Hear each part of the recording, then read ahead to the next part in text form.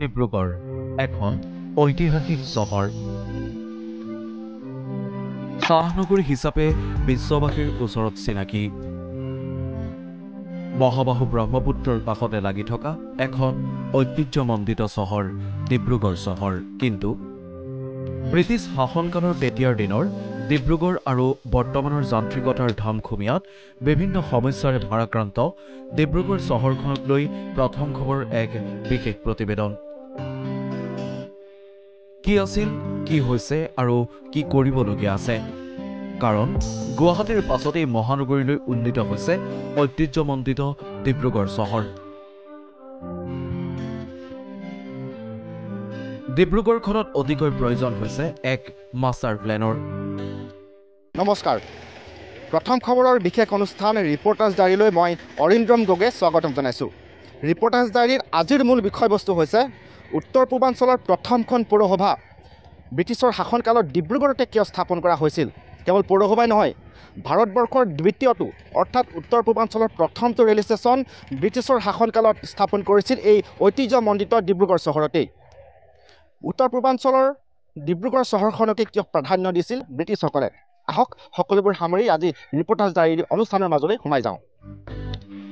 চন 1839 উত্তৰ পূৰ্বাঞ্চলত প্ৰথমবাৰৰ বাবে ভৰি দিছিল ব্ৰিটিছ আমোদাই। ব্ৰিটিছে অসমত ভৰি দিয়ে অতিকৈ মোহিত হৈছিল ডিব্ৰুগড় চহৰখনৰ জলবায়ু, ডিব্ৰুগড় চহৰখনৰ সেউজীয়া পৰিৱেশ, ডিব্ৰুগড় চহৰৰ কাষতে লাগি থকা মহাবাহু ব্ৰহ্মপুত্ৰ নদীকে ধৰি ডিব্ৰুগড় চহৰৰ প্ৰাকৃতিক পৰিৱেশটো স্কটলেণ্ডৰ পৰিৱেশৰ সৈতে তুলনা কৰিছিল ব্ৰিটিছে।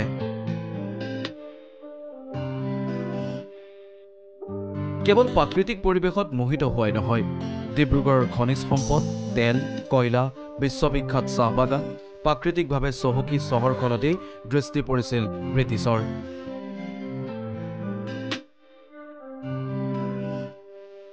সেয়েহে উত্তৰ পূৰ্বাঞ্চলৰ প্ৰথমখন পৌৰসভা 1873 চনত স্থাপন কৰিছিল ডিব্ৰুগড়তেই। 1840 চনৰ পূৰ্বেই ডিব্ৰুগড়ত অবিভক্ত লখিমপুৰ জিলাৰ সদৰ স্থাপন কৰাৰ পাছত ব্ৰিটিছে যাতায়াত আৰু সামৰিক সুবিধাবোৰলৈ লক্ষ্য ৰাখি তৎকালীনভাৱে ডিব্ৰুগড়ত তেওঁলোকৰ প্ৰশাসনিক কেন্দ্ৰ স্থাপন কৰিলে। আৰু তাৰ বাবে ব্ৰিটিছে আহোমৰ নিচিনাকৈ ডিব্ৰু নৈৰ পাৰত এটা গড় নিৰ্মাণ কৰি লৈছিল। তেতিয়াৰ পৰাই সেই ঠাইখনৰ নাম দিছিল ডিব্ৰুগড় হিচাপে। তাহানিৰ ডিব্ৰুগড়খন কেনেকুৱা আছিল শুনো আহক এইজন জ্যেষ্ঠ ব্যক্তিৰ মুখেৰে। মোৰ পিছফালে যিটো গৃহ দেখিছে, এইটোৱে হৈছে 1873 চনতে নিৰ্মাণ কৰা উত্তৰ পূৰ্বাঞ্চলৰ প্ৰথমখন পৌৰসভাৰ কাৰ্যালয়। সেই সময়ত পৌৰপতি আছিল ইষ্ট ইণ্ডিয়া কোম্পানীৰ শাসনত থকা ব্ৰিটিছ বিষয়া FC হেনৰিক। আৰু 1873 চনৰ পৰা 2024 বৰ্ষলৈকে 150 বছৰ ধৰি এই গৃহটোতেই পৌৰসভাৰ সকলো কাম কাজ সুচাৰুৰূপে সম্পাদন কৰি গৈছিল। পৰৱৰ্তী পৰ্যায়ত 2024 বৰ্ষত এই পৌৰসভা ৰাজ্যৰ দ্বিতীয়টো পৌৰ নিগমলৈ উন্নীতকৰণ কৰা হ'ল।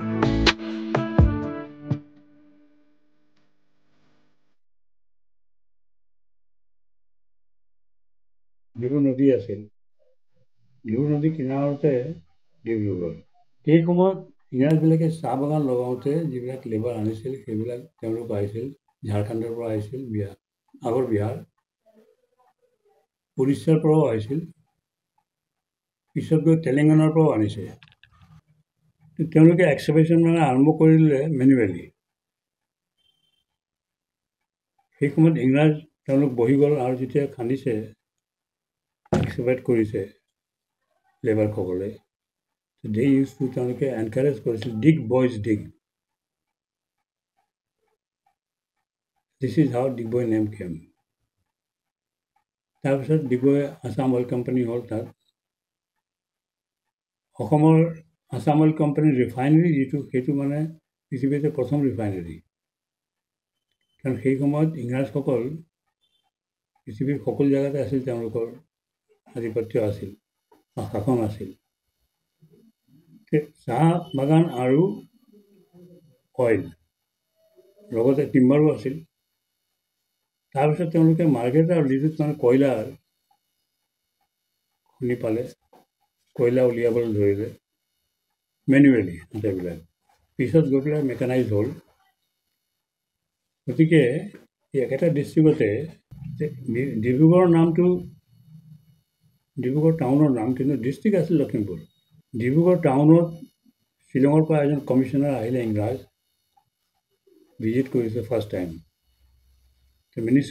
মিউনিচিপালিটিটো আগে মানে 1ৰ পৰা 7লৈকে ইংৰাজসকলে আছিল চেয়াৰমেন DC হয় লগতে তেওঁ চেয়াৰমেনো হয় সেই কমিশ্যনাৰজনে যেতিয়া ডিব্ৰুগড় সোমাইছে তেওঁ মিউনিচিপালিটিৰ ৰেকৰ্ডত লিখিছে সেই সময়ত লিখে তেওঁলোকে নিজৰ অপিনিয়নটো about the district and town যে as soon as I entered Dibrugarh my mind went to Scotland ইমানতে বুজিব লাগিব যে কিমান ধুনীয়া আছিল ডিব্ৰুগড় বৰ্তমান ডিব্ৰুগড় ইজ ইৰ'ডেড ইন 1950 আৰ্চকুৱেকৰ পিছত 54ত ইৰ'শ্যন আৰম্ভ হৈ গ'ল Brahmaputra was not to be seen Brahmaputra নাছিল আমি সৰুতে ব্ৰহ্মপুত্ৰ নামেই শুনা নাই ডিব্ৰু নদী আছিল আৰু ডিব্ৰু নদী দ আছিল দেই ডিব্ৰু নদী দ আছিল গংগাৰ নিচিনা ইয়াত নৌকা নাওটো চলিছিলে মানে জাহাজ আহিছিল ডাবল ডেকাৰ জাহাজ বহুত নহয় জাহাজ কলকাতাৰ পৰা আহে ইবাৰ পৰা মালপত্ৰ লৈ আনে খোৱা বস্তুৰ পৰা লয়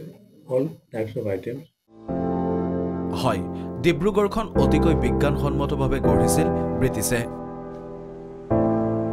তাহানিৰ মূল নলাবোৰেই হওক অথবা বজাৰেই হওক সকলোবোৰ সুন্দৰকৈ নিয়ন্ত্ৰণ কৰিছিল ডিব্ৰুগড় পৌৰসভাই 1873 চনত প্ৰথমজন পৌৰপতি আছিল FC হেনৰিক ডিব্ৰুগড় বজাৰ পৰিষ্কাৰ পৰিচ্ছন্নতাৰ ক্ষেত্ৰত স্বাস্থ্যসন্মত দিশটোৰ প্ৰতি লক্ষ্য ৰাখি ডিব্ৰুগড়ৰ মাছৰ বজাৰ ব্ৰহ্মপুত্ৰৰ সৈতে লোৰ পাইপেৰে সংযুক্ত কৰিছিল ডিব্ৰুগড় পৌৰসভাই প্ৰতিদিনে মাছ মাংসৰ বজাৰ শেষ হোৱাৰ পাছত ব্ৰহ্মপুত্ৰৰ পৰা সংযুক্ত হোৱা পাইপসমূহ খুলি দিছিল আৰু পাইপৰ পানীৰে বজাৰখন ধুই পখালি পিছদিনাৰ বাবে সাজু কৰি থোৱা আছিল এতিয়া মাছ মাংসৰ বজাৰৰ তুলনাত তাহানি পৌৰসভাৰ বজাৰ আছিল 100 গুণেৰে চাফচিকুণ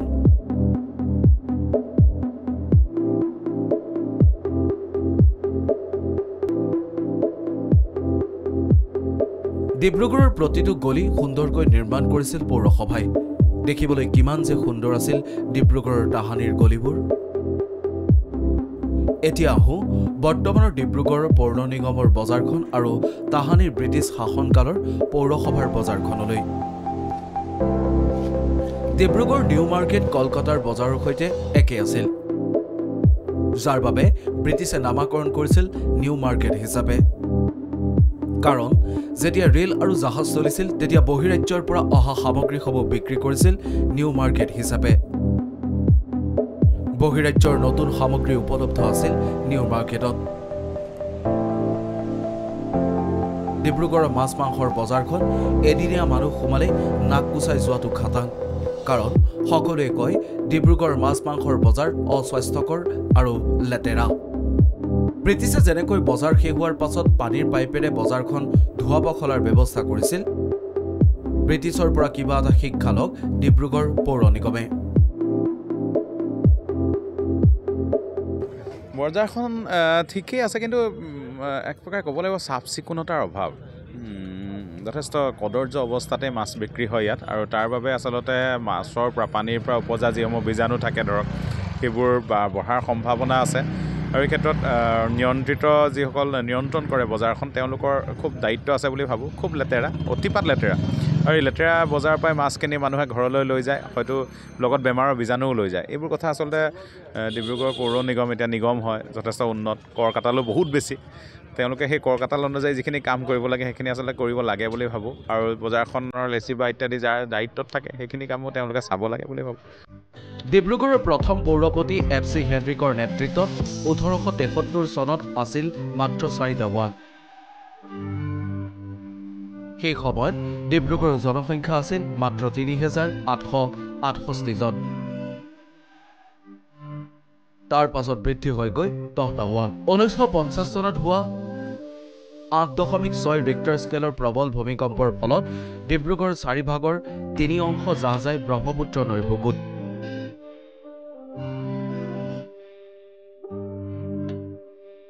ভূমিকম্পৰ ফলত পূৰ্বতে ডিব্ৰুগড় চহৰৰ কাষতে লাগি থকা ডিব্ৰু নৈখনো ব্ৰহ্মপুত্ৰ নৈৰ সৈতে সংযুক্ত হৈ যায়।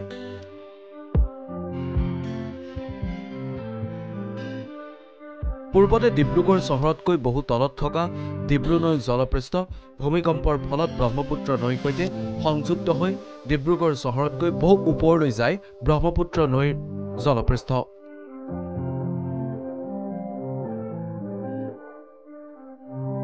পৰৱৰ্তী পৰ্যায়ত ডিব্ৰুগড় চহৰৰ সুৰক্ষাৰ প্ৰতি লক্ষ্য ৰাখি ব্ৰহ্মপুত্ৰ নৈৰ পাৰত বান্ধি দিয়া DTP DYKE নামেৰে এটা সুৰক্ষা বান্ধ আৰু তাৰ পাছতেই পুনৰ ৰূপ লয় চহৰখনে। অবিভক্ত লখিমপুৰ জিলাৰ পৰা ডিব্ৰুগড়, তিনিচুকীয়া আৰু লখিমপুৰ জিলাক পৃথক জিলা হিচাপে স্বীকৃতি দি 1971 চনত স্বীকৃতি লাভ কৰে ডিব্ৰুগড় জিলা হিচাপে। বৰ্তমান ডিব্ৰুগড় হৈ পৰিছে ৰাজ্যৰ দ্বিতীয়খন ৰাজধানী। বৰ্তমান ডিব্ৰুগড় পৌৰ নিগমত আছে 22টা ৱাৰ্ড।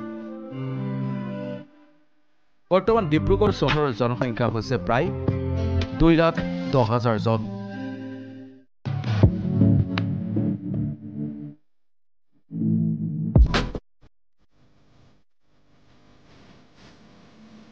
এয়া হৈছে ডিব্ৰুগড় চহৰৰ গাতে লাগি থকা মহাবাহু ব্ৰহ্মপুত্ৰ নৈ।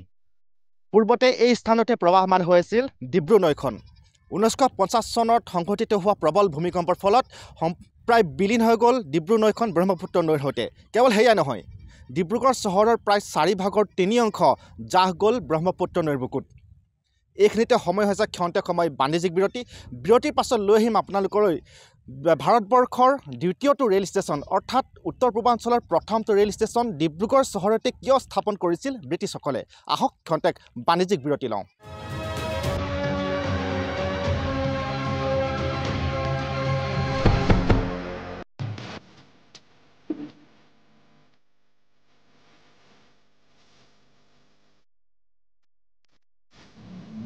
এয়াই হৈছে ডিব্ৰুগড়বাসীৰ বাবে আৱেগজড়িত ডিব্ৰুগড় চহৰৰ মাজমজিয়াত থকা পুৰণি ৰেল ষ্টেচনটো।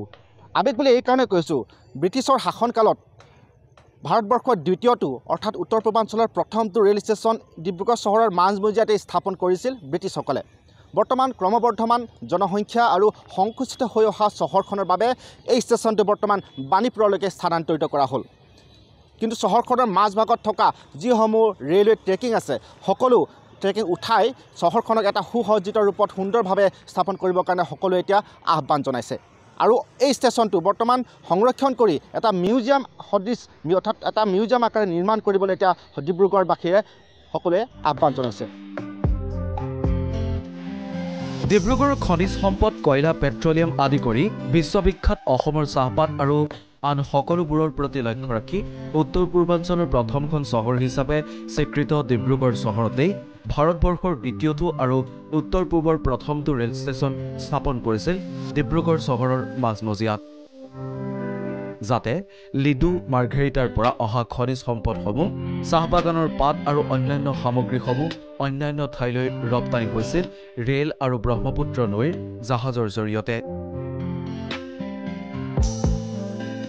তেতিয়া জনসংখ্যা কম আছিল ডিব্ৰুগড়ত, কিন্তু এতিয়া দ্বিতীয়খন মহানগৰীলৈ উন্নীত হ'ল ডিব্ৰুগড় মহানগৰখন। সেই অনুপাতে যান বাহনো যথেষ্ট বৃদ্ধি হ'ল, কাৰণ ডিব্ৰুগড়ৰ মাজমজিয়াৰ এফালে যদি ৰাস্তা, আনফালে ৰেল লাইন। ডিব্ৰুগড়ৰ মাজমজিয়াত থকা পুৰণি ষ্টেচনটোৰ পৰা কেৱল এখন বা দুখনহে ৰেল চলাচল কৰে। অন্যান্য সকলোবোৰ ৰেল বাণীপুৰৰ পৰাই আন আন ৰাজ্যলৈ যায়। সেয়েহে একাংশই ডিব্ৰুগড় সচেতন ৰাইজে আহ্বান জনাইছে ডিব্ৰুগড়ৰ পুৰণি ৰেল ষ্টেচনটো সংৰক্ষণ কৰি মিউজিয়াম কৰক। বাণীপুৰৰ পৰা সকলো ৰেল চলক আৰু ডিব্ৰুগড়ৰ ৰাজপথৰ কাষৰ পৰা ৰেল লাইন উঠাই চহৰবোৰ বহল কৰক আৰু যান-জঁট মুক্ত কৰক চহৰখন। আমাৰ ওচৰত যিটো তথ্য আছে, সেই তথ্য মতে 1873 চনত ডিব্ৰুগড় পৌৰসভা গঠন হৈছিল। কিন্তু এই চহৰখন তাৰ আগতে বনোৱা। ব্ৰিটিছসকলে যেতিয়া তেওঁলোকে গোটেই পৃথিৱী ঘূৰি ঘূৰি যেতিয়া দেখিলে, ভাৰতত তেওঁলোক আহিলে, অসমত আহিলে, নৰ্থ ইষ্টৰ অসমত আহি যেতিয়া ডিব্ৰুগড়ত আহিলে, ডিব্ৰুগড় দেখিলে গোটেই ইয়াৰ পৰিৱেশটো, ইয়াত তেল আছিলে, কয়লা আছে, প্লাইউড আছে, সকলো যেতিয়া বস্তুবিলাক থাকিলে তেওঁলোকে ডিব্ৰুগড় চহৰত তেওঁলোকৰ বসতি স্থাপন আৰম্ভ কৰিলে আৰম্ভ কৰি ইয়াৰ পৰা কমিউনিকেশ্যনৰ কাৰণে সুবিধা আছিলে মোহনা ঘাটৰ পৰা ডাইৰেক্ট কেলকাতালৈ ষ্টিমাৰ চলিছিলে জাহাজ চলিছিলে তেতিয়া তেওঁলোকে ইয়াতে ডিব্ৰুগড়ত যেতিয়া তেওঁলোকে দেখিলে অৰ্থনৈতিকভাৱে ইয়াত আমি উন্নতি তেওঁলোকৰ অঞ্চলটো উন্নত কৰিব পাৰিব তেওঁলোক উন্নতি কৰিব পাৰিব সেইকাৰণে তেওঁলোকে ইয়াত যিহেতু বসতি স্থাপন আৰম্ভ কৰিলে কৰাৰ পিছত লাহে লাহে ডিব্ৰুগড় চহৰলৈ বিভিন্ন ধৰণৰ মানুহবিলাক ভাৰতৰ বেলেগ বেলেগ অঞ্চলৰ মানুহবিলাক ইয়াত অহা আৰম্ভ কৰিলে তাৰপিছত যেতিয়া আহিলে অহাৰ পিছত ডিব্ৰুগড়ত তেওঁলোকে দেখিলে ডিব্ৰুগড় চহৰখনটো ডাঙৰ হৈ গৈছে এটা পৰিকল্পনা কৰিব লাগিব পৰিকল্পনা কৰি ছিষ্টেমত যাতে চহৰখন ৰাখিব পাৰে সেইকাৰণে তেওঁলোকে ডিব্ৰুগড় পৌৰসভা গঠন কৰিছিল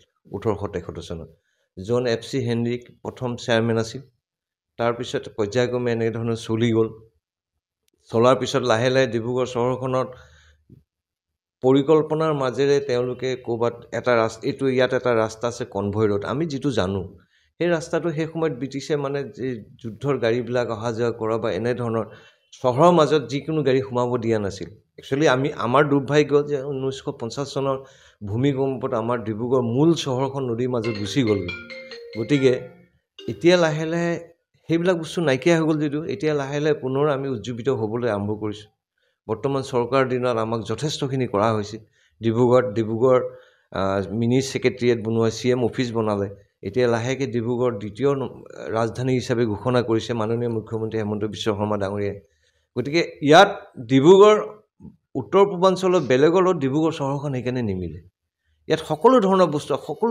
মানুহৰ থকা ষ্টাইলৰ পৰা আৰম্ভ সকলো বস্তু ইয়াত অলপ বেলেগ ধৰণৰ গতিকে মানুহে গৌৰৱ কৰে ডিব্ৰুগড়ত 1930 চনমান আগতেই ইয়াত আপোনাৰ জেনেৰেল মটৰ্ছৰ শ্ব'ৰুম আছে তেতিয়া গাড়ী হয়তো ভাৰতত 20খন 50খন 100খনমান গাড়ী আছিল চাগে সেই সময়তে ডিব্ৰুগড়ত গাড়ীৰ শ্ব'ৰুম আছিল এইটো আপুনি এটা কল্পনা কৰক কিন্তু কেনেকুৱা ধৰণৰ এটা কথা আছিল তেতিয়া উত্তৰ পূৰ্বাঞ্চলৰ প্ৰথম বেংক ইয়াত গঠন হৈছিল ইম্পেৰিয়েল বেংক নামেৰে ডিব্ৰুগড় বেংক গঠন হৈছিল যিটো বেংক পাছত ষ্টেট বেংক হ'ল উত্তৰ পূৰ্বাঞ্চলৰ প্ৰথম বেংক দেই ডিব্ৰুগড় কিন্তু এই বস্তুবিলাকতো এনেই অহা নাছিল সেই সময়ত ডিব্ৰুগড় চহৰখনৰ অৰ্থনৈতিকভাৱে আমি কিমান ওপৰত আছিলোঁ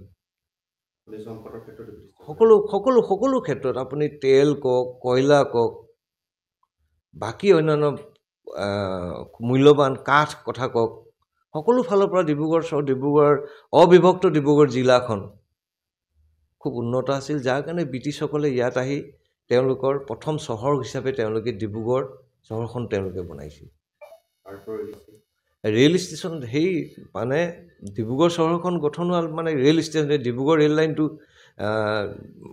ভাৰতৰ দ্বিতীয় আমি যিটো জানো মুম্বাই থানে মাজত যিটো প্ৰথম ৰেল লাইন আছিলে দ্বিতীয় আছিলে ডিব্ৰুগড় শদিয়াৰ মাজত চলিছিল ৰেল লাইন চলিছিল ডিব্ৰুগড়ৰ পৰা দৈনিক 400-500 জাহাজ চলিছিল কেলকাতালৈকে মোহনা ঘাটৰ পৰা গতিকে সকলো ধৰণৰ বস্তুখিনি ইয়াত সেই সময়তে বহুত উন্নত চহৰ আছিল ডিব্ৰুগড় আচলতে মাজত আমি অলপ আমাৰ ক'লো ন 50 চনৰ ভূমিকম্পৰ পিছত আমাৰ চহৰখন অলপ তললৈ নামি আহিছিল এতিয়া লাহে লাহে পুনৰ আৰম্ভ হৈছিল অসম মেডিকেল কলেজ প্ৰথম ডিব্ৰুগড়ত আৰম্ভ হৈছিল সেইটো জানে চাগে আপুনি যে উত্তৰ পূৰ্বাঞ্চলৰ প্ৰথম মেডিকেল কলেজখন ডিব্ৰুগড়ত আৰম্ভ হৈছিল তাৰপিছত গুৱাহাটী শিলচৰ ক'ৰবাত হৈছে এইটো বেলেগ কথা প্ৰতিখন জিলাই হৈছে এইটো বেলেগ কথা কিন্তু প্ৰথম মেডিকেল কলেজো ডিব্ৰুগড়তে আৰম্ভ কৰিছে জন বেৰী হোৱাইট মেডিকেল স্কুল তাৰপৰা মেডিকেল কলেজ হৈছে এই ধৰণৰ কামবিলাক আৰু এতিয়া সেইকাৰণে আমি পুনৰ যিহেতু আমাক সকলো পিনৰ ৰাইজৰ সহযোগ আছে চৰকাৰৰ সহযোগিতা ডিব্ৰুগড়ৰ প্ৰতি তেওঁলোকৰ দৃষ্টিভংগী বেলেগ হৈছে অলপ উন্নত হৈছে যাৰ কাৰণে আমি কাম কৰাৰ সুবিধা পাইছোঁ আমিও এতিয়া ডিব্ৰুগড় চহৰখন ডিব্ৰুগড় পৌৰসভাৰ পৌৰ নিগমৰ আমি সদস্য হিচাপে আমিও ডিব্ৰুগড় চহৰখনক কেনেধৰণে আগবঢ়াব পাৰোঁ আমি চেষ্টা কৰিছোঁ আমি ভাৰতৰ বিভিন্ন চহৰৰ লগত মানে কম্পেয়াৰ কৰি আমি চহৰখন আমি চেষ্টা কৰি আছোঁ আজি ধৰক এতিয়া মেচিনেদি আমাৰ ৰাস্তা আজিকালি চাফা হয় ৰোড চুইপিং মেচিন যিটো আমি আগতে আমি এয়াৰপৰ্টবিলাকত দেখিছিলোঁ এয়াৰপৰ্টবিলাকত ৰোড চুইপিং মেচিনেদি চহৰ মানে ৰাস্তাবিলাক ধূলি বালিবিলাক চাফা কৰে আমি বেলেগ চহৰবিলাকতো দেখিছোঁ সেইকাৰণে আমি ডিব্ৰুগড়ত আৰম্ভ কৰিছোঁ আমি আৰম্ভ কৰিছোঁ 6 মাহ হৈছে এবছৰ হৈছে আমাৰ টাইম লাগিব আমি পুনৰ আগৰ জেগালৈ আহিবলৈ আমাৰ যথেষ্ট সময় লাগিব কিন্তু আমিও আমাৰ ফালৰ পৰা কোনো কৃপণালি কৰা নাই যে আগবঢ়াই লৈ যোৱাৰ ক্ষেত্ৰত কিবা আগবঢ়াব লাগে ডিব্ৰুগড় চহৰখন চেণ্ট্ৰেল এক্সাইজত ৰেভিনিউ ক্ষেত্ৰত প্ৰথম আছিল ভাৰতৰ ভিতৰত, মুম্বাইতকৈ প্ৰথম। কাৰণ ইয়াতেই আপোনাৰ তেল আছে, ডিগবৈ ৰিফাইনেৰী 1800 কিমান চন হেৰি কৰা, ইয়াত চাহপাত আছে, ইয়াত কয়লা আছে, ইয়াত আপোনাৰ প্লাইউড আছে, সকলোবিলাকৰ পৰা যিহেতু ৰেভিনিউটো বেছি কালেকশ্যন হৈছিল, সেইকাৰণে ডিব্ৰুগড় তেতিয়া আপোনাৰ প্ৰথম চহৰ হিচাপে ডিব্ৰুগড় চহৰত চেণ্ট্ৰেল এক্সাইজ, চেণ্ট্ৰেল গভৰ্ণমেণ্টৰ যি টেক্সৰ ক্ষেত্ৰত আমি 1 নম্বৰত আছিলোঁ। তাৰপিছত লাহে লাহে এইবিলাক ইফাল সিফাল হৈছে। কিন্তু আপোনাক এটা কথা ক'লোঁ, যিকেইটা বস্তু ৰাইজৰ কাৰণে ধৰক বা সমাজৰ কাৰণে লাগে, ধৰক তেল, কয়লা, প্লাইউড, এইবিলাক চাহপাত, এই গোটেইকেইটা বস্তুৱে একদম ভাৰতৰ জৰুৰী বস্তু আছিল। ব্ৰিটিছৰ কাৰণে এইখিনি বস্তু খুব আকৰ্ষণ আছিল তেওঁলোকৰ, এইখিনি বস্তু তেওঁলোকে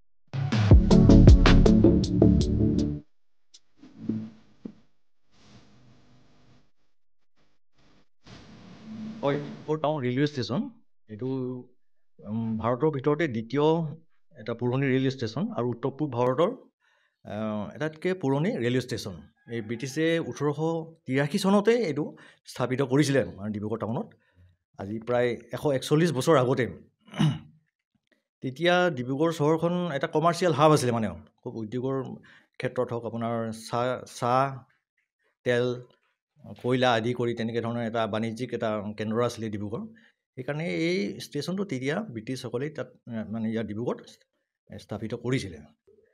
যেতিয়া ব্ৰিটিছসকলে যিটো old Dibrugarh town rail station স্থাপিত কৰিছিলে 141 বছৰ আগতে, তেতিয়া ডিব্ৰুগড়খন ইমান সম্প্ৰসাৰিত হোৱা নাছিলে মানে। আৰু আপুনি যদি চাই মানে ডিব্ৰুগড় যিটো ৰেল ষ্টেচনৰ পৰা যিটো ৰেল লাইন পাৰ হৈ যায়, ডিব্ৰুগড় একদম মাজমজিয়া মানে মাজেদি পাৰ হৈ যায়, আৰু ডিব্ৰুগড় টাউনখন দুভাগ কৰি দিছে, মানে এটা দুটা পাৰ্ট কৰি দিছে। এতিয়া সেইটো হোৱাৰ কাৰণে এটা প্ৰব্লেম হৈছে যে আপোনাৰ মেইন কথা হ'ল যান জোঁটৰ প্ৰব্লেমটো। প্ৰায় ডিব্ৰুগড়ৰ মাজেদি 5 কিলোমিটাৰ এটা অংশ ট্ৰেইনটো পাৰ হৈ যায়, ট্ৰেইন লাইনটো পাৰ হৈ যায়। আৰু আপুনি যদি চাই আপোনাৰ একদম নালিয়পুললৈকে, আপোনাৰ ডিব্ৰুগড় মানে ৰেল ষ্টেচনৰ পৰা নালিয়পুললৈকে প্ৰায় 5 কিলোমিটাৰ ডোখৰ এটা অঞ্চল মানে যান জোঁটৰ মানে আমি মানে প্ৰব্লেম এটা ফেচ কৰিবলগীয়া হয়। আপুনি যদি চাই কানৈ কলেজৰ যিটো ৰাস্তাটো, মানে কলেজ ৰোড, কেচি গগৈ ৰোড বুলি কোৱা যায়, তাত আপুনি চাব যে প্ৰায় 8খন-9খন আপোনাৰ এডুকেশ্যনেল ইনষ্টিটিউশ্যন আছে। মানে এই কলেজখিনি থকাৰ কাৰণে আপোনাৰ ৰেল লাইন, যিহেতু কাষত ৰেল লাইনটো আছে, আপুনি ৰাস্তাটো সম্প্ৰসাৰিত কৰিব নোৱাৰি, মানে এক্সপানশ্যন কৰিব পৰা নাযায়। সেইকাৰণে আপোনাৰ ডিব্ৰুগড় এটা যান জঁটৰ মানে বৃহৎ সমস্যা এটা আমি ফেচ কৰি আছোঁ। মানে এতিয়া মই ভাবোঁ যে ধৰক এতিয়া যিটো পুৰণি ষ্টেচনটো, এতিয়া 141 বছৰ আগৰ কথা বেলেগ আছিলে, তেতিয়া ভবাও নাছিলে যে ডিব্ৰুগড়খন এনেকৈ ধৰণে এক্সপানশ্যন হৈ যাব বুলি, ইমান মানুহৰ সংখ্যা বৃদ্ধি পাব, কলেজ হওক বা অবিভক্ত আছিলে তেতিয়া। আৰু ধৰক তেনেকুৱা ধৰণৰ যিবোৰ বিজনেছ ষ্টাব্লিছমেণ্ট আছে বা তেনেকুৱা দোকান চোকানবোৰ আছিলে বা বিল্ডিং তেনেকুৱা ধৰণৰ নাছিলে। এতিয়া যেনেকৈ ধৰণে বাঢ়িলে, এতিয়া মই ভাবোঁ যে এই পুৰণা যিটো ষ্টেচন আছে, ষ্টেচনটো ধৰক ইয়াৰ পৰা মাত্ৰ যিহেতু 2খন ট্ৰেইনে যিহেতু ইয়াৰ পৰা চলাচল কৰে, মই ভাবোঁ যে ইয়াৰ পৰা একেবাৰে উঠাই নি পেলাই বাণীপুৰলৈ লৈ যাব পাৰিলে, মানে তেতিয়া প্ৰথম কথা হ'ল মানে যান জোঁটৰ সমস্যাটো মানে আপোনাৰ কমি যাব।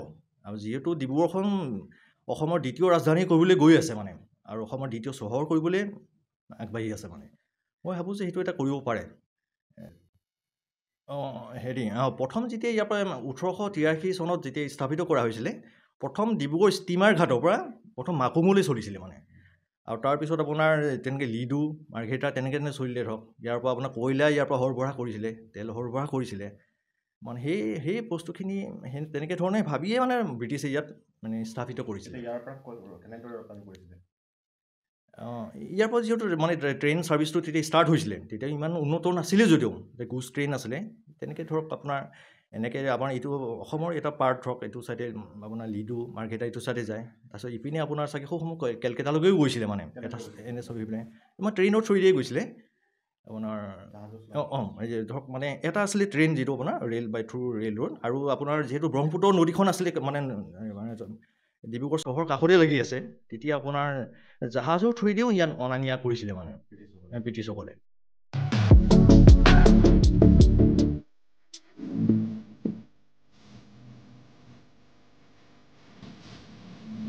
এয়াই হৈছে ডিব্ৰুগড়ৰ ইতিহাস। 1873 চনতে গঠন হোৱা ডিব্ৰুগড় পৌৰসভা বৰ্তমান উন্নীতকৰণ কৰা হ'ল ডিব্ৰুগড় পৌৰ নিগমলৈ। ক্ৰমবৰ্ধমান জনসংখ্যা, ক্ৰমবৰ্ধমান যান বাহনৰ বাবে ক্ৰমাৎ বৃদ্ধি পাব ধৰিছে তীব্ৰ যান-জঁট, পাৰ্কিঙৰ সমস্যা আৰু কৃত্ৰিম বানৰ সমস্যাই। ডিব্ৰুগড় পৌৰ নিগমে এই সকলোবোৰ সমস্যা বিজ্ঞানসন্মতভাৱে বিশ্লেষণ কৰি সকলোবোৰ সমস্যাৰ সমাধান কৰক, এয়া আমাৰ পৌৰ নিগমলৈ আহ্বান।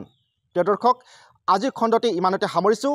পৰৱৰ্তী পৰ্যায়ত পুনৰ এটা নতুন বিষয় লৈ আপোনালোকলৈ আগবঢ়াম। চাই থাকিব প্ৰথম খবৰৰ বিশেষ অনুষ্ঠান ৰিপৰ্টাৰ্ছ ডায়েৰী।